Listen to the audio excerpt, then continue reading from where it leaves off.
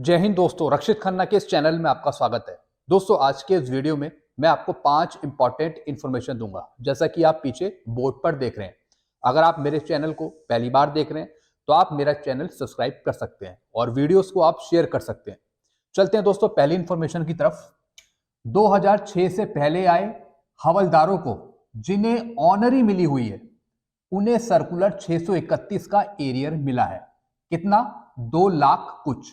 जी हाँ दोस्तों, जो 2006 से पहले आए हैं हवलदार, जिनको ऑनरी ग्रांट हुई, तो दोस्तों उनको एरियर मिला है 2006 से 14 तक का।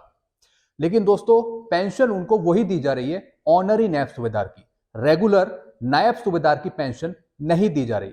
जैसा आपको पता है, दिल्ली एएफटी में इसका जो केस है उसका जजमेंट अभी रिजर्व रखा गया है, पब्लिक नहीं करा है। दोस्तों एक कंडीशन मैं आपको समझाऊंगा। दिल्ली एएफटी में जजमेंट जो रिजर्व है, अगर पब्लिक किया जाता है, अगर उसका फैसला आ जाता है, तो फिर क्या होगा?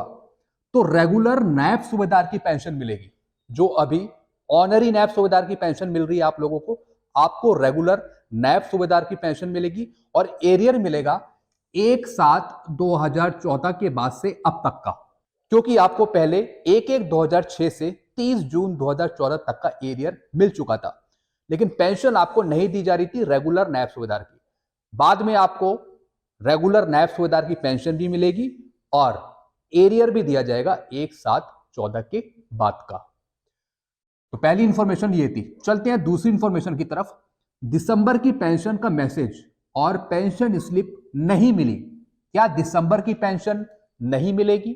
दोस्तों कुछ पेंशनर का सवाल था कि सर ना ही हमें दिसंबर की पेंशन स्लिप मिली और ना ही स्पर्श की तरफ से कोई मैसेज आया कि आपकी पेंशन 29 तारीख को आएगी।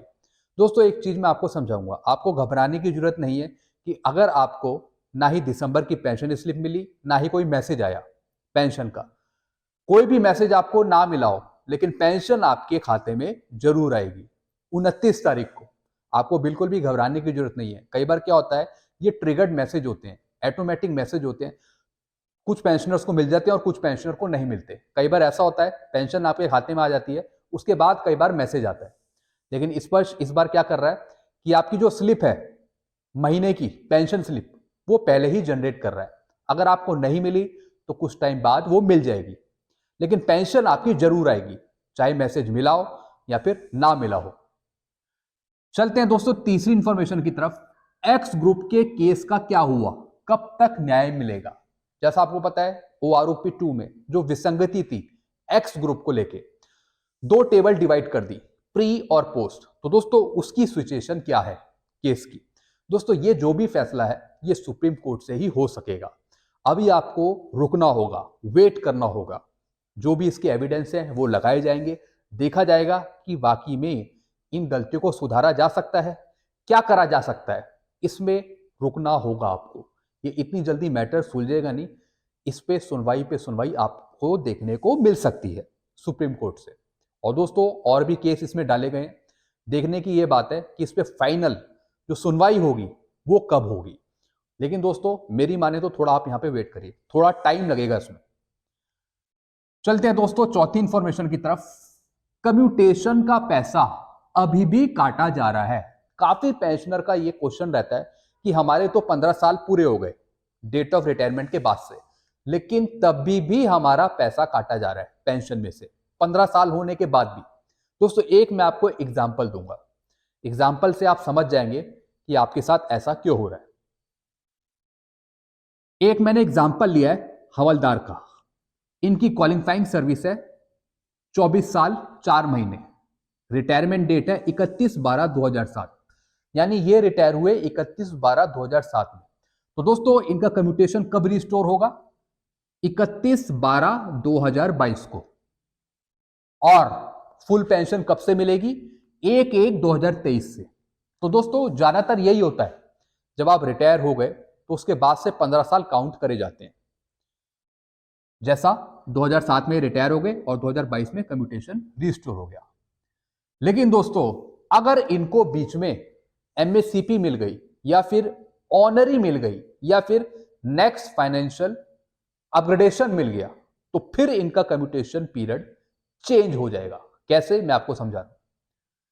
ये रिटायर तो हो गए थे 2007 में, और वैसे 2007 के बाद से इनके 15 साल खत्म होते 31/12/2022 को। अब चूंकि इन हवलदार को ऑनरी मिल गई, ऑनरी ग्रांट हो गई, तो अब इनको पेंशन मिलने लगी नायब सूबेदार की। अब इनको नायब सूबेदार की पेंशन मिलने लगी क्योंकि इनकी 24 साल सर्विस थी, 24 से ऊपर। तो दोस्तों जब इनको ऑनरी ग्रांट हुई, यानी कब, 31/12/2020 में, तो अब इनका नया कम्यूटेशन अमाउंट बना और वो रिस्टोर होगा 31/12/2035 में। यानी जब इन्हें ऑनरी ग्रांट हुई 31/12/2020 में, तो 2020 के बाद से 15 साल काउंट होंगे और वो खत्म होंगे 31/12/2035 में। तो अब इनको फुल पेंशन मिलेगी 1/1/2036 से। फिर ये वाला इनका नया पीरियड होगा कम्यूटेशन का। ऐसा आप भी चेक कर सकते हैं अपने पीपीओ में, और यही हुआ है। यानी जब भी आपको नेक्स्ट फाइनेंशियल अपग्रेडेशन दे दिया, या कोई एमएससीपी दे दी, या फिर ऑनरी रैंक से नवाज दिया, आपको ऑनरी रैंक दे दिया गया, तो फिर आपका कम्यूटेशन पीरियड जो है वो चेंज होगा। और दोस्तों इसी में आपका कम्यूटेशन वैल्यू भी चेंज होती है। आप अपने पीपीओ में देख सकते हैं, जो स्पर्श का पीपीओ है। तो अब इनका कम्यूटेशन रिस्टोर हो जाएगा 2035 में। अगर इन्हें ऑनरी नहीं मिलती, नेक्स्ट फाइनेंशियल अपग्रेडेशन नहीं मिलता, अगर ये हवलदारी रहते, तो फिर इनका रिस्टोर होता 31/12/2022 को। तो दोस्तों आप समझिए होंगे। चलते हैं पांचवें इंफॉर्मेशन की तरफ। डीएडीआर 50% तो पहुंच रहा है, लेकिन क्या गवर्नमेंट बेसिक पे में मर्ज करेगी, बेसिक पेंशन पे मर्ज करेगी? सबसे बड़ा सवाल है। अगर ऐसा होता है तो फिर आपको बहुत कुछ देखने को मिल सकता है।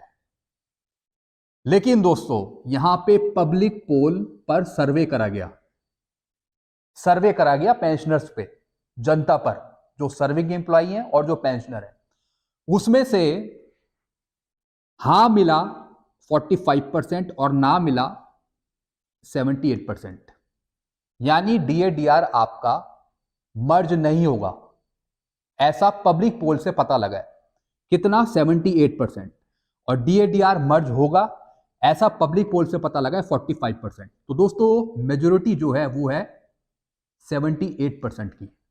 दोस्तों अगर 50% पहुंचने पर आपका डीएडीआर मर्ज नहीं होता, तो फिर आपका डीएडीआर कंटिन्यू चलेगा, जैसे 50, 52, 54, 55, 56, ऐसे हर एक 6-6 महीने बाद आगे बढ़ता रहेगा अगर मर्ज नहीं होता। अगर मर्ज होता है तो फिर मोटा पैसा खर्चना होगा भारत सरकार को अपनी जेब में से। तो भारत सरकार ये भी देखेगी कहीं पैसा ज्यादा तो नहीं निकल रहा आप लोगों को देने के लिए। मैं मजाक कर रहा हूं, वैसे कई बार दे भी देती है।